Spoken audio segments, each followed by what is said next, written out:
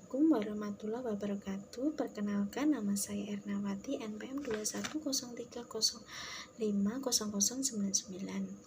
Saya akan menjawab pertanyaan dari AES pengembangan kurikulum di SD. Pertanyaan yang pertama yaitu, mengapa kepala sekolah, guru, dan stakeholder yang lain perlu dilibatkan dalam proses pengembangan kurikulum?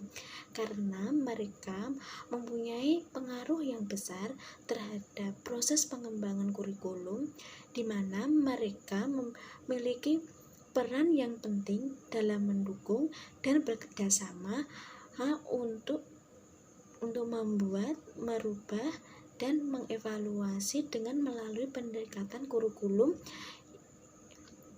yang berkembang dinamis mengikuti kemajuan iptek agar pelaksanaan proses pengembangan kurikulum dapat berjalan dengan lancar dan sesuai rencana.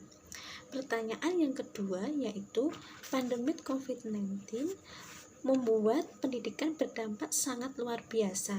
Wacana perbaikan kurikulum di tahun 2022, bagaimana pendapat Anda? Pendapat saya tentang perbaikan kurikulum tahun 2022, saya sangat setuju sebab perbaikan kurikulum 2020 tidak hanya fokus pada jurusan saja, tetapi lebih fokus ke arah pengembangan diri pada siswa, sehingga siswa bebas memilih sesuai kemampuan, minat, dan bakat serta cita-cita mereka. Dalam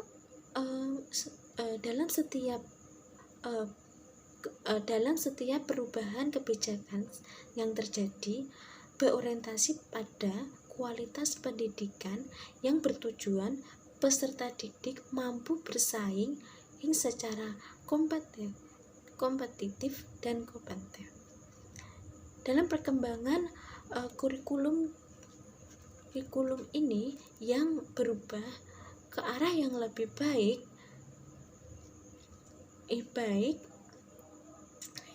di mana pendidikan di Indonesia memerlukan perubahan yang lebih baik untuk mampu memenuhi kebutuhan masyarakat di masa yang akan datang. Kebijakan yang terjadi tentu saja mempunyai kelebihan serta kekurangan dalam mengimplementasinya. Kebijakan tersebut saya harap bisa bersinergi membentuk insan yang cerdas dan berkarakter berjiwa Pancasila. Pertanyaan yang ketiga, guru menjadi aktor utama dalam mengimplementasi kurikulum. Menurut Anda, kompetensi apa agar membantu guru dalam memaksimalkan proses pembelajaran? Menurut saya yaitu kompetensi pedagogik. Kompetensi pedagogik ini merupakan suatu kemampuan yang harus dimiliki oleh guru yang berkenaan dalam karakteristik peserta didik yang dilihat dari berbagai aspek seperti fisik, moral, sosial, kultural, emosional, dan intelektual. Hal tersebut berimplikasi bahwa seorang pendidik harus mampu menguasai teori belajar dan prinsip-prinsip pembelajaran yang mendidik, karena peserta pendidik memiliki karakter, sifat, dan interest yang berbeda. Berkenaan dengan pelaksanaan pengembangan kurikulum, seorang pendidik harus mampu mengembangkan kurikulum pada satuan tingkat pendidikan yang masing-masing sesuai dengan kebutuhan lokal. Seorang pendidik harus mampu mengoptimalkan potensi untuk mengaktualisasikan potensi yang dimiliki oleh peserta didik. Seorang pendidik harus mampu menilai dan mengevaluasi kegiatan pembelajaran yang sudah dilakukan. Pertanyaan yang keempat adalah, ada istilah trilogi pendidikan. Jelaskan maksud tersebut sesuai dengan pemahaman Anda.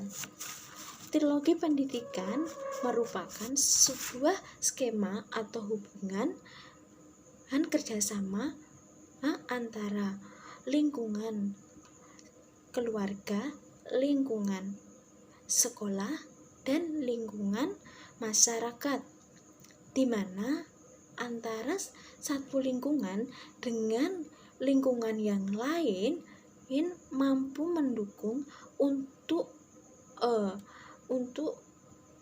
mencerdaskan anak bangsa.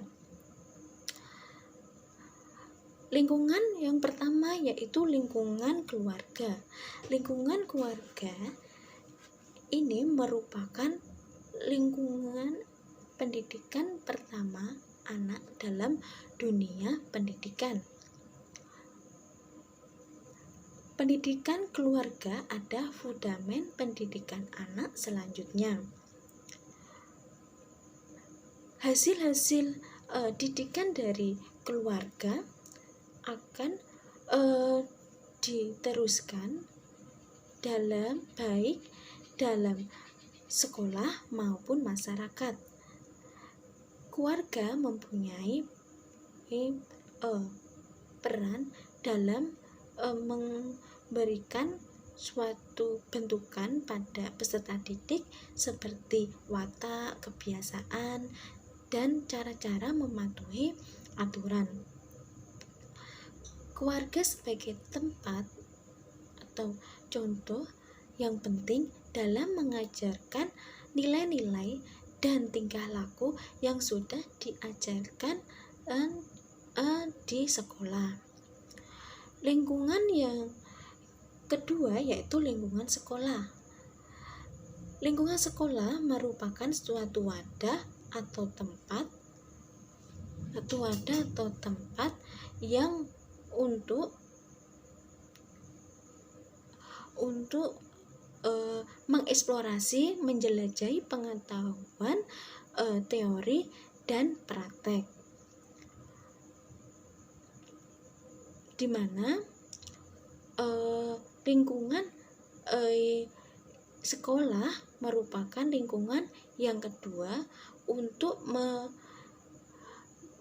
meneruskan dan memperbaiki serta menambah dari lingkungan yang pertama. Lingkungan sekolah ini mempunyai peran yang penting dalam memperbaiki kesempatan pendidikan dan meningkatkan kemampuan peserta pendidik untuk